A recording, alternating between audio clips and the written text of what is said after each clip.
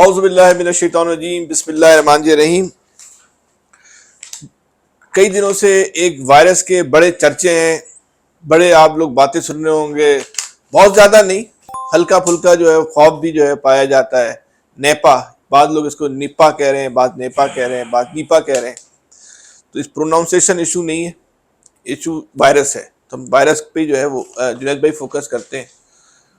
अभी तक पाकिस्तान में तो नहीं आया, लेकिन पंजाब गवर्नमेंट ने और सिंध गवर्नमेंट ने रेड अलर्ट जरूर जारी कर दिए हैं दोनों गवर्नमेंट्स के अंदर कि ये केसेस आ सकते हैं। इसके कुछ सिम्टम्स हैं जो कि नजर आए, लेकिन वो किसी क्लिनिकल टेस्ट के अंदर अभी तक नहीं आया कि कोई नीपा का केस रिकॉर्ड हुआ हो। भाई इस पे थोड़ी सी हमने रिसर्च की, तहकीक की।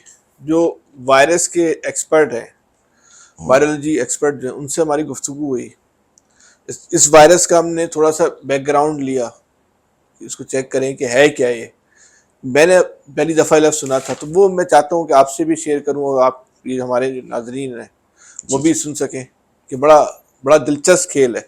और इस वायरस के पीछे क्या खेल हो रहा है, जो अरबों खरबों डॉलर की इंडस्ट्री जो है, वो असल इस प्रोग्राम में बताने का जो मकसद है कि इस वायरस के से लोगों ने अरबों खरबों डॉलर कमाने का जो मंसूबा तैयार किया है, वो क्या मंसूबा है। ये दोनों बातें हम आपको बताते हैं। ये जो निपा वायरस है, ये बेसिकली शुरू होता है सिंगापुर से, ठीक है, और ये शुरू हुआ 1998-99 में, ठीक है। फिर ये मलेशिया, बांग्लादेश और फिर ये भारत तक गया।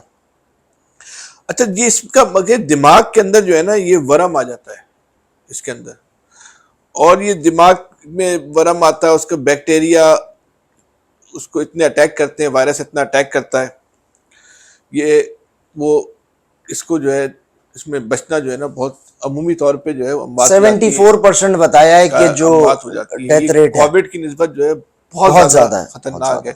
आखिर में तो कोविड जो है फ्लू की कैटेगरी में जो है वो डाल दिया गया था, लेकिन ये जो है बड़ा खतरनाक जो है वो वायरस है। अच्छा, जब सिंगापुर में जब ये वायरस आया तो वहाँ सुअर के जरिए जो है ना ये वायरस फैला था, तो उसके बाद सिंगापुर में लाखों सुअर मार दिए गए थे। अच्छा भाई, मलेशिया में और बांग्लादेश में वहां कहाँ से सुअर मारते, वहां तो सुअर ही नहीं होते। वहां कहते थे कि भेड़ बकरियों से, शायद भेड़ से, और ज्यादा चिमगादड़ से, क्योंकि कहते हैं चिमगादड़ के जख्म से और जो मुंह से उसके मवाद निकलता है, उससे जो है वो फिर इंसान से, उससे इंसान और इंसान से इंसान। लेकिन इसकी जो ट्रेवलिंग है ना, वो ऐसी बहुत फास्ट नहीं है कि ये ऐसा नहीं है कि एक इंसान से दूसरे इंसान से तीसरे, ऐसा नहीं है। वायरस इतना ताकतवर नहीं है। जब ये जानवर से इंसान और उसके बाद दूसरे इंसान तक जब जाता है तो ये अपनी ताकत खो देता है, ये कमजोर पड़ जाता है। अच्छा। इस बात का गालिब तरीन इम्कान होता है ये तीसरे इंसान तक नहीं जाएगा, और जाएगा भी तो अच्छा, ठीक है, उतनी ताकतवर नहीं हो रहेगा। अपनी जो उसकी होती है वायरस की ट्रेवलिंग में यह है कि वो अपनी वक्त के साथ जो है वो जो है खो देता है। ये जानवरों के ये जो पस पड़ता था या जख्म होते थे, उससे ये इस इंसान में जाता था, फिर उससे जो है वो आगे बढ़ता था। अच्छा, ये बांग्लादेश में पहली दफा आया 2001 में, ठीक है, और उस वक्त ये बात कही गई कि ये वायरस जो है अब जानवर से इंसान के बाद इंसान से इंसान में फैलना शुरू हो रहा है, लेकिन वो एक इंसान से दूसरे इंसान तक, और उसके बाद वो अपना दम तोड़ देता है आगे जाते तोड़ देता है। अच्छा, बांग्लादेश में क्योंकि सुअर नहीं थे तो वहां ये बात कही गई कि ये चिमगादड़ों से आ रहा है। सिंगापुर में ये बात कही गई थी कि ये सुअरों से आ रहा है, ठीक है। मलेशिया में भी ये बात की गई कि चिमगादड़ों के जख्म से आ रहा है, तो वहां चिमगादड़ें मारी गई तब कटाकट। जहाँ चिमगादड़ मारने में, सुअर मारने में जमीन आसमान का फर्क है। कैसे ढूंढी होंगी उन्होंने, बड़ा मुश्किल काम है। सुअर बड़े अजम के साथ उसको तो आपने गोली मार दी, चिमगादड़ के आपने क्या करोगे। वो उन्होंने बहुत मुश्किल जो है ये जो है वो काम किया। अच्छा, मजे की बात यह है कि जो एक्सपर्ट्स कहते हैं कि ये जो इब्तिदाई दावे थे कि जानवर से फैल रहा है, उसके जख्म से फैल रहा है, सुअर के जख्म से, चिमगादड़ के जख्म से, साइंसी शवाहिद आज तक की तारीख में सामने नहीं आए। देखिए, साइंस जो है ना वो जो है ना मफरूजों पे, अंदेशों पे, खदशात पे नहीं चलती। साइंस जो चलती है वो सिर्फ शवाहिद पे चलती है, वो टेस्ट के रिजल्ट पे चलती है। साइंस का बुनियादी कुलिया है, बिल्कुल सही है, वो सिर्फ शवाहिद पे जो है वो चलती है। अब जो कहा जा रहा है कि ये निपा वायरस ये वापस आ गया और इंडिया में चला कहाँ गया था, इतना अरसा क्यों नहीं था। हाँ, ये भी जो साइंस के लोगों ने सवाल उठाया है कि ये ये तफरीक भी तो एक डिबेट है कि ये घूमने चला गया अचानक यहाँ ये नेपाल चला गया था, नेपाल ये कहाँ चला गया था, कि अचानक कहाँ से आया? अचानक जब वापस आ गया। अचानक आया है तो साइंस के दिमाग जो कमर्शियल नहीं है, साइंस नॉन कमर्शियल दिमाग। हमारे यहाँ भी तो दो कैटेगरीज है ना हर हाँ। चीज में, कमर्शियल और नॉन कमर्शियल।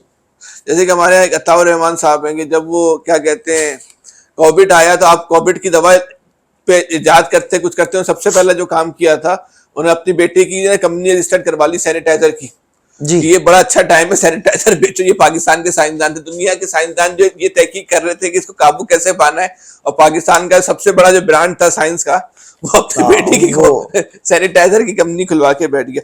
लेकिन जो नॉन कमर्शियल दिमाग है उन्होंने बड़ी जबरदस्त बात की। देखिए ये तो इसमें कोई शक नहीं कि ये वायरस है, इंसान के लिए एक जानलेवा वायरस है, बहुत खतरनाक है वायरस है, और ये अगर फैल जाए तो तबाही और बर्बादी है, इसमें कोई डिबेट नहीं। लेकिन क्या इस वक्त ये वायरस है या नहीं है, ये एक सवाल है। उस पे उन्होंने जो सवाल उठाया, बड़ा इंपॉर्टेंट सवाल उठाया। उन्होंने बोला कि इस वक्त जो है इस वायरस के रोकथाम के लिए जिन दवाओं की बात हो रही है और जिस वैक्सीन की बात हो रही है, ये वही दवाएं और वही वैक्सीन है जो कोविड के वक्त जो है तैयार की गई थी कोविड के खात्मे के लिए। अच्छा, फैक्ट्रियां लग चुकी है, फार्मूले, इन्वेस्टमेंट बहुत बड़ी है, इन्वेस्टमेंट, फार्मूले तैयार थे। अब तो यानी कि बिल्कुल समझ लेना कि आपने जो है आपके पास एक चीज का फार्मूला आ गया है। अब तो आपने वो चीज जो केमिकल है सब कुछ बना के बस मार्केट में जो है ना पेलना है, धंधा है, धंधा धंधा। तो उनका कहना यह है कि जो अब जो नेपा वायरस है इसको ऐसा लगता है कि जो कोविड के वक्त दवा और जो वैक्सीन थी, अब ये जो बात की जा रही है कि वही दवा खिलाओ मरीज को और आम आदमी को वही वैक्सीन लगा दो, तो ये अरबों डॉलर रुपए का, अरबों डॉलर का या खरबों डॉलर का जो है, और जिन्होंने वैक्सीन लगा ली तो वो बूस्टर पे आ जाएंगे, बूस्टर पे आ जाएंगे। और बूस्टर के बाद मैं आपको एक बात बता दूं, एक हमारे दोस्त है उन्होंने वैक्सीन लगा ली, उनका फिर भी इत्मीनान नहीं हुआ, उन्होंने बोला मुझे बूस्टर लगानी है। सही है। हम उनको गए, हमने उनको बूस्टर लगा दी। 15 दिन बाद उनको फिर तकलीफ हुई, बोला यार आपके बड़े मीडिया वाले हो, मैंने बूस्टर भी लगा लिए। वो डर गए थे ना, बहुत सारे लोगों को नफ्सियाती मसला हुआ था, तो उन्होंने बोला मुझे तीसरी लगानी है, सुपर बूस्टर लगवाओ, बूस्टर के ऊपर भी मुझे लगा दो। मैंने बोला ये क्यों लगवा रहा भाई, क्या मसला है यार? ये बोला नहीं मुझे लगानी है, करो। हमने एक डॉक्टर साहब को फोन किया, बोला भाई ये है क्या करें? तो डॉक्टर साहब ने कहा उनके लिए बेहतर ये मर जाए। उनको इससे भी जो है इत्मीनान नहीं होगा, उसके बाद फिर इत्मीनान तो किसी भी सूरत नहीं हो सकता। ये धंधा है, जो दवाइयां बच गई अब उनको रीपैक करके ये के बेच दिया जाए, सबसे जो तरीन कर दिया जाए। अरबों डॉलर का मसला है जो साइंस के लोग। फैसल भाई, दुनिया में सबसे बड़ा जो धंधा है ना, जब जब चला, या तो वो वॉर के दौरान चलता है या वबाई अमराज के दौरान चलता है, इससे बड़ा दुनिया में कोई धंधा ही नहीं है। और जो कारोबारी आदमी होता है ना, कारोबार कर रहा है, उसका मैंने तो एक बात सोचा है, जब कोविड आया था तो लोगों ने मास्क वास्क कर लिए थे, अब नेपा से बचाने का जो आएगी कोई चीज, फैसल भाई हम तो कह रहे हैं कि आपके इन्वेस्टमेंट करके वो चीज उठा के डाल दो यार। अल्लाह ताला ऐसी कमाई से महफूज रखे।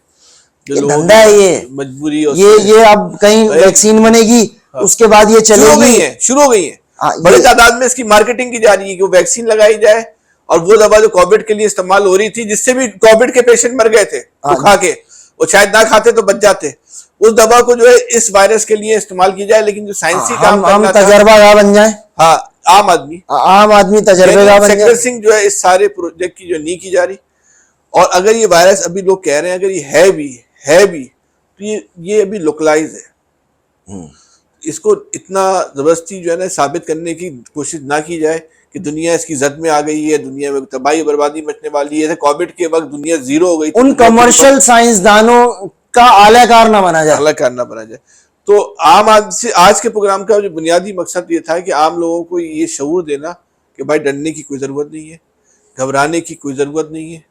ये दुनिया के जो बड़े बिजनेसमैन हैं, जो उनके दिमाग का जो है ये दिमाग की इख्तरा है, जिसका मकसद जो है फिलहाल जो नजर आता है वो ये है किस तरह जो है वो धंधा किया जाए। खुदा न खास्ता कोई सीरियस सूरत हाल होगी उससे भी हम आपको आगाह करेंगे। फिलहाल तो एक नॉर्मल लाइफ गुजारें, कुछ भी नहीं है, इस बारे में ना सोचें और अपना बहुत ज्यादा ख्याल रखिएगा। अल्लाह हाफिज।